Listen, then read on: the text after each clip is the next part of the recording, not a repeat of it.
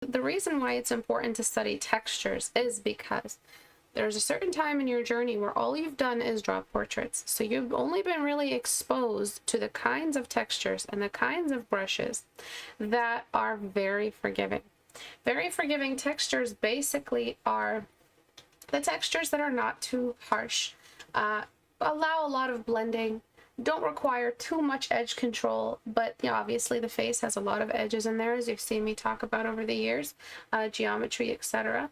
But in the texture spectrum, let's say this is the finest silk, the softest silk you've ever found, and this is the roughest, most jagged, most unforgiving texture you've ever seen. It could be rock, it could be glass, it could be a sculpture made of glass. Really, it's just any disturbed surface texture. It could be hardened magma of the surface of the earth after a comet has hit the surface and melted it and then cooled it at such a rapid rate that it's created this crazy texture.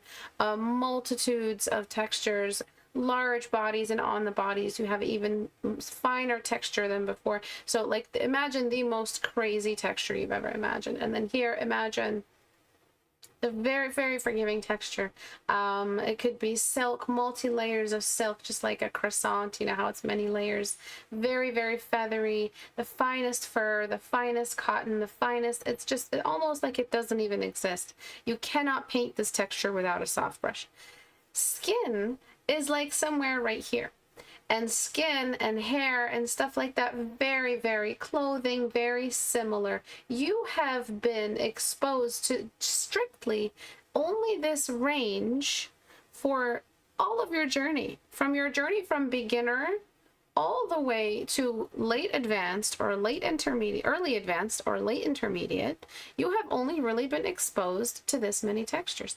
But using this many textures, you have tried to paint a variety of illustration subject matter, only being exposed to this many textures. That's bad. That's a problem. We can't be like that as artists. We have to study every level of textures and understand what our hands, our brushes, our brain needs in order to approach each of these different textures. You can't paint tons of different subject matter, a character with a sword wielding a magical weapon of some kind infused with the sword or some kind of magic, and glass shattering in the background, and some of the glass is stained glass, and there's stone marble pillars and a reflective marble floor and flowing fabric and some kind of rock monster fighting that warrior. Only studying these, you can't get there. You're not going to get there. The reason why I say that is because, let's say you tried anyway. You tried to paint this great illustration, having only studied this much all your life, and you pull it off somehow. That first time, or try to pull it off, or somewhat pull it off. That first time you paint that illustration, the rock here, and the glass here, and the fabric flowing here, that's going to be your very first pass at these textures, these material. What does that mean? That raises the risk for giving up, because it's the first time you've painted this particular whatever texture it might be. This means that your stress level and time wasted are going up. And what does that result in? It may result in giving up sooner or changing the subject matter for something more in tune with what you know, more easy for you to understand, something more aligned with what you're familiar with. We only paint what we are familiar with. Write that back to me. We will naturally be drawn to what we are familiar with, which is why studies are so paramount, because you have to make yourself familiar with as many textures as possible so that you are not just learning everything strictly through the way you painted skin. The reason why I say paint a portrait first isn't because all the textures that could ever happen on a face. No.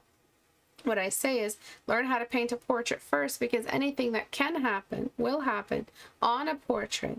When it comes to form movement, light on form, the face has hard surfaces, soft surfaces, transition of skin types. The face has subsurface scattering. The face has symmetry, beauty, expression. There's a lot it's a powerhouse of character building strictly on the face. So that's what I mean when I say that. That has nothing to do with the spectrum of texture that you need once you're done learning how to draw a face, and now you have to draw the world around them. Studying clouds, smoke, fog, all of that. Studying rocks, studying jagged surfaces of some kind, breakage of some kind, studying aging in materials, studying rust, studying metallics, reflective surfaces. Reflection of the environment comes from knowledge of the light environment. So all of that stuff happens after, but it's you get your foot in the door when it comes to portraits. So that's why today I made sure that, when I assigned it, that my patrons are going to be at least introduced to the concept of this study spectrum, the texture spectrum. You have thus far only been exposed to a handful of textures, and as a painter, you're painting the world. You're not just painting a handful of textures. The world is full of variety. So that's why it is important for you not to skip this unit. So if you're watching this and you didn't do last month's homework, you still have a reason to do last month's homework, which is your skill development, the posterity of your skill as you move forward. So I really recommend it. That's why I said when I assign this, if you do any homework this year, do this one, because portrait motivation is there in my channel. Everybody wants to do portrait. I'm not worried about your portraits, which is why I'm not assigning them. I'm worried about the stuff that no one talks about, which is texture, variety, all of the major form knowledge, edge knowledge, and line dependence. Those are the things nobody's really covering that much in this day and age, and those are the things that I'm very, very concerned with. So make sure you guys are doing these texture studies. Make sure you guys are thinking about where do you sit on this texture spectrum, and how much skill can you really promise your portfolio, promise an employer, promise a commissioner. How much can you really do? How familiar are you with textures, and how seriously do you take textures? Because the difference between you and a professional is that a professional started taking something more seriously than you're taking it right now. So what is that thing? And a creature designer started taking biology more seriously, and zoology, and looking at different animals and understanding animal anatomy, and that's why they became top tier creature designers. So if the same thing goes back to anything you want to paint, what are you not taking seriously enough? And so when it comes to studies, what I mean is, I don't mean for you to use every single minute of your day drawing. I mean, pick the subject matter that will expand your skill as efficient a time spent as possible. So if I'm talking about artists who want to become illustrators and move from being portrait artists to being illustrators, because that's usually the trend. You start off in portraits, you paint cute characters. Oh no, you start off in anime, and then you move into portraits and you paint cool characters, and then you want to start painting cool characters and cool environments. The natural next step after that is to learn how to paint textures. So what are you not taking seriously enough? Add it to your a docket of study subjects that you will be looking at, and take them on one by one. And doing studies like these is what it's all about. So my students had to identify the brush they were using. My apprentices had to identify the texture they were using and what they were doing to help themselves break down the texture easier. So this student blurred their reference, and this student kept them right beside each other, used the original image so that they understand what exactly are the gradients happening on the image, and which edges are fundamental to the texture, how brushes play a role in that texture, and of course what the micro texture is, the surface texture, and how you can replace little bumps and jagged surfaces, not necessarily render them straight in, but if you're digital, you can overlay them really simply with a texture overlay. So what are the things that you are demanded of? What are the things that are required of you to hand paint? What are the brushes that you can't deny that you have to use? What are the gradients you might be missing? Because texture, especially rock texture, has a lovely way of confusing you and bewildering you, because there's so much texture, it's hard to keep up. Your eyes don't know where to start. That's why I always recommend blurring. And what are you not seeing in the gradual tones, the gradual changes, the shadows here, which the student missed a little bit. So when we're thinking about textures, we are thinking about the matter of with which life is created. And you as an artist are creating life, you are building worlds. So it makes sense that you need to start understanding all the matter, all the materials, all the textures that you'll come across as you tell stories in your illustrations. So to critique some of these pieces, let's take a look at the chronological order. So the chronological order is always, what is the form? What is it? What is it? Is it a pyramid? Is it a triangle? Is it a rectangular prism? What is it? What kind of object is it? And how does it affect the read of the texture? Remember, texture is only about the read. So imagine the read as a certain minimum point. There's always a certain minimum point for every texture you're ever going to paint. So full read, 100% read, you might as well have just rendered it pixel for pixel. 100% read, let's say, is a photo, literally just the photo. And then, or 110%, let's say. 90 to 100%, let's say, is a photorealistic painting. So like photorealism, those are like the really intense photoreal, like the Olympic photorealists. And then there's something just underneath, which is the painterly realism, also PR, painterly realism. And then there's the minimum. The minimum read is basically, does it feel like we're looking at a rock, or does it feel like we're looking at mashed potatoes? So minimum read is the like amount of textures you have to add, and the amount of work you have to add, and the amount of edges you have to add for it to at least read as that texture, even if it means the realism has been minimized. So the read of a texture, we know we're looking at a rock. 100% this is a successful rendition of a rock.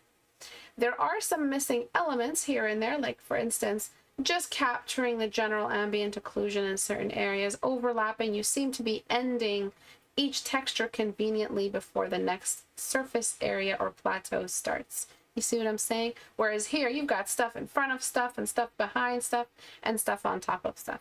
So that's why I want you to keep thinking of buildings, of textures as buildings, or rocks as really, really crazy architectural kind of layering. There's a lot of layering in rocks, which we're not sure how to do because we're used to painting laterally. We're used to painting thing beside thing beside thing.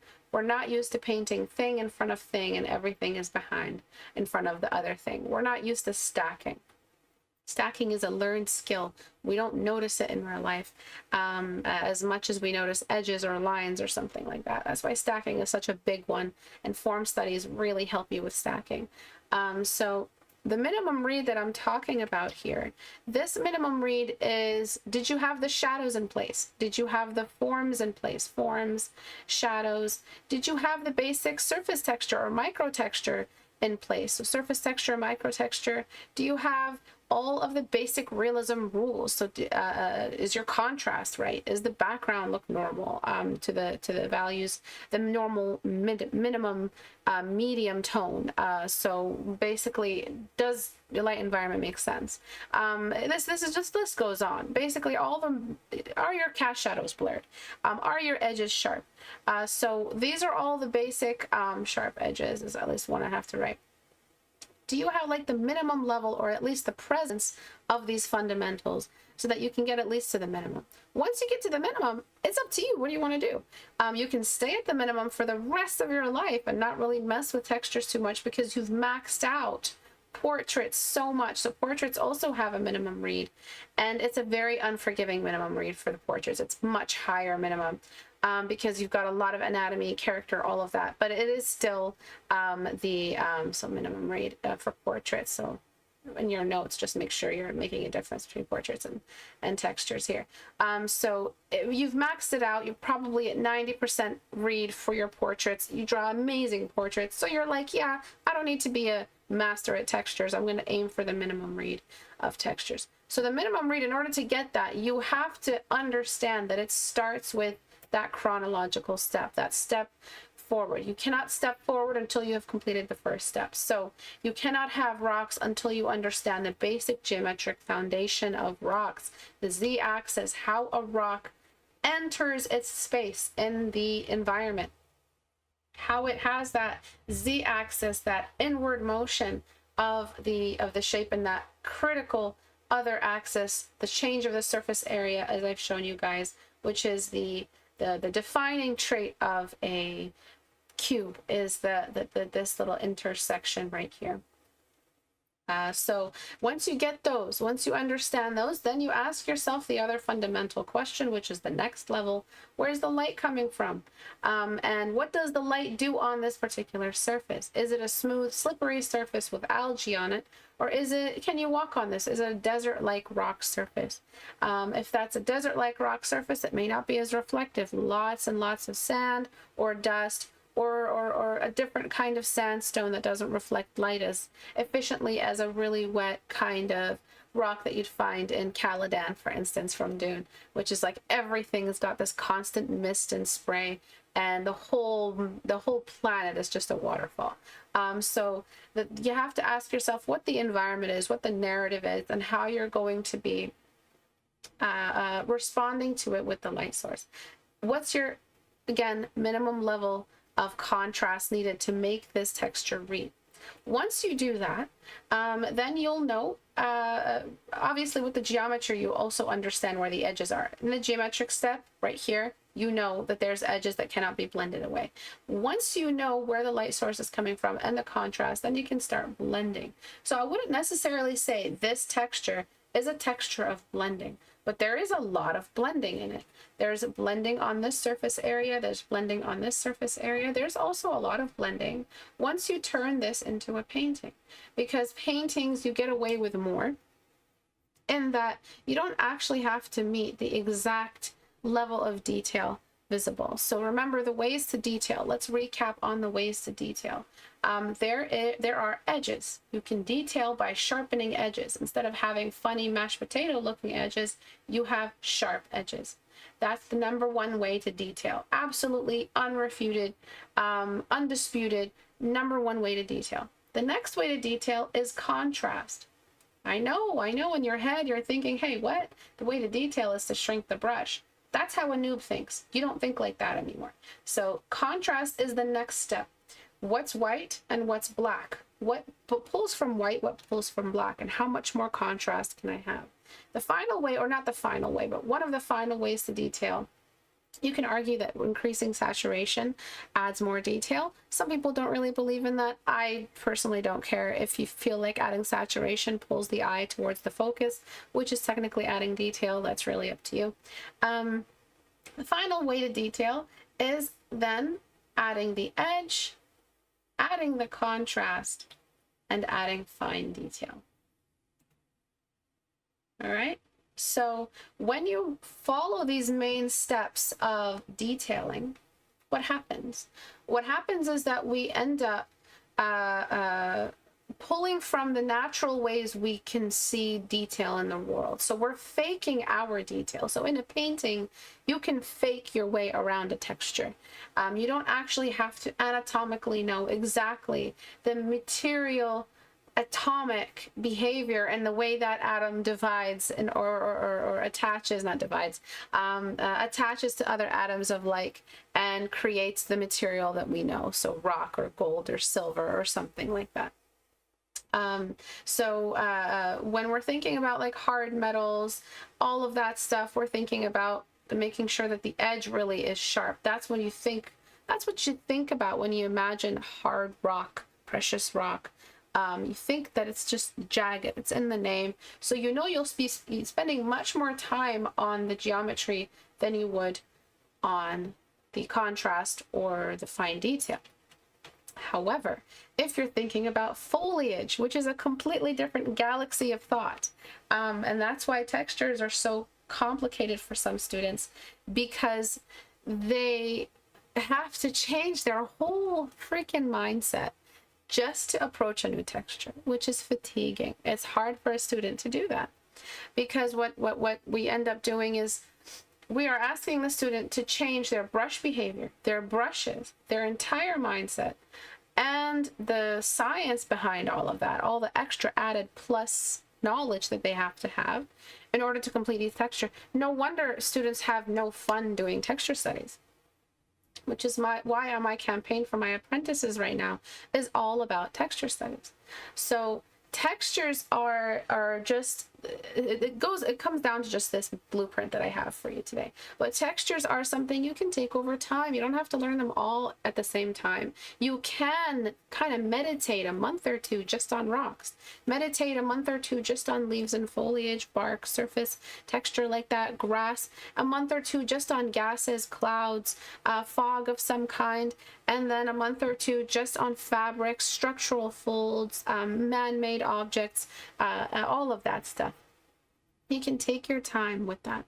But there is a reason why the classic art training that we all have come to know and step away from, hopefully, is still life. Still lifes are a staple because still lifes expose you to almost all the textures. An orange here, some cloth here, a vase there, some flowers, and a little tiny rock sculpture. You've covered like a whole field of textures at that point. So you can see how light behaves on them. You can see the kind of colors they have and what's expected of your brush when it comes to this key 3 steps here. I'm going to add in saturation just as a side note. So let's say you're taking on cloth or fabric, and cloth is very windy, very billowy, very foldy, susceptible to gravity. So when we think about what it does in the sense of gravity, we're thinking about how it kind of jumbles up on the floor, like a long curtain jumbles up on the floor, etc. That, all of that structural stuff, whenever you think about approaching a texture like this, always ask yourself, what is the structure? I'm sorry if my spelling is all over. I think faster than I write, which is why I write so fast. So structure, that goes to step 1, which is the geometry. So billowy fabric is very cylindrical. We see a lot of cylinder indication here, a lot of the leftover of the cylinder. So once we answer that question, then we answer the question of contrast. Contrast has to actually do a lot with transparency. It can also deal with structure, in that structure or contrast both can be argued, can answer the question of, is it a transparent object or is it an opaque object? It's really up to you how you want to answer that question. Rocks obviously are big blocks. Naturally formed geometric shapes because of rock fall or the way that the atoms construct that particular structure and the way they kind of create perfect cubes sometimes in nature. So almost perfect cubes, but perfect edges, sharp, unforgiving edges. So you can answer the question of, is it opaque or is it see-through, in this answer, in this step, or in step 2 with the contrast, which is how much contrast can a see-through object really have? Therefore, the question is contrast related. Either or, you're answering both of these questions. Is there a lot of surface detail question when it comes to fabric? Not really, unless you're talking about the fuzziest fabric, like anemone looking surface texture, and it's also fuzzy and it billows and it falls towards gravity and it's cylindrical. I've never seen a fabric like that.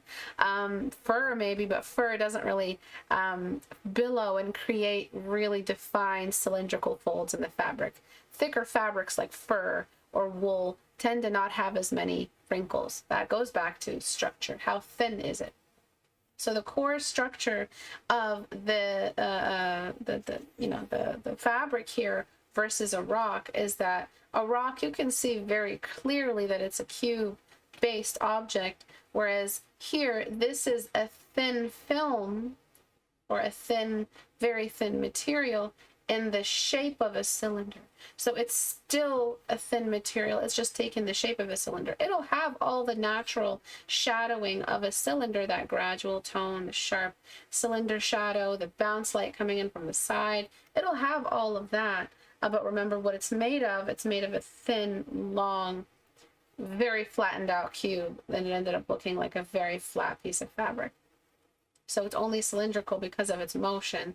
Another structure answer that you have to address. So if you go through every texture like this, let's do one more texture together like this.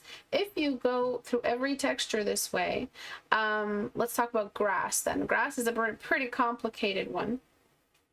You won't be able to, textures won't be able to sneak up on you anymore. Textures will be really easy for you to approach. Let's talk about grass. Grass doesn't really have a very particular structure. It's a very thin, maybe rectangular, triangular prism. It's kind of flat, and there's many of them. Contrast? What contrast? It's just a lot of really green stuff. The only way it gets contrast or form is if it takes the shape of the object. Surface texture, it's got tons of surface texture. So whenever you have tons of surface texture in a painting, you approach it by creating the illusion of texture, not actually trying to paint in every single little blade of grass, just like hair. So you have to ask, what surface is the grass on? Almost always it's on some kind of hill or natural surface, but sometimes it's not. Sometimes it's just a bit of grass at the base of a tree, and you're painting with a girl and she's got like flowing fabric. So how are you going to pull all this off, all this extra grass around, without undoing your whole painting? So you ask, what's the surface values? Is there a cast shadow nearby to break up the light greens and the dark greens? I can afford to throw in actually hand painted micro detail here for each blade of grass, but there's some areas where I'm going to use my smudge brush just to kind of limit the amount of detail at the base of the grass and maximize the detail at the tip of the grass. That's all the viewer really looks for in order to try to get that minimum read. And so I'm going to blur here at the base of every grass blade. So really all I'm rendering are the tips of the grass, because that's all I need in order to answer the minimum read. So the minimum read is identified by answering these questions. The minimum read is what you need in order for the viewer to be able to tell you, hey, that's grass, not green mashed potatoes. Okay, so I hope this was helpful to you guys. If you guys want to be apprentices, please head over to my Patreon. I assign all kinds of different kinds of homework monthly, and recently I've been allowing students to hand in, for this whole year, in the sense that recently it's been all of this year, to hand in alternative homework. So it's not just strictly this homework that I assign, it's whatever you want to hand in, and I'll cover what I feel like is the biggest mistake in that homework. So even if you just want to do your own thing but hang out in the apprentice group just to gain what knowledge you can gain for the work you're currently taking on individually, independently, I can work with that as well. So please head over to my apprenticeship on patreon.com and join us. You also get my personal work whenever I have some, and you get the brushes and the PSDs associated with it. So thank you guys for watching, and I hope to see you guys in the apprentice group.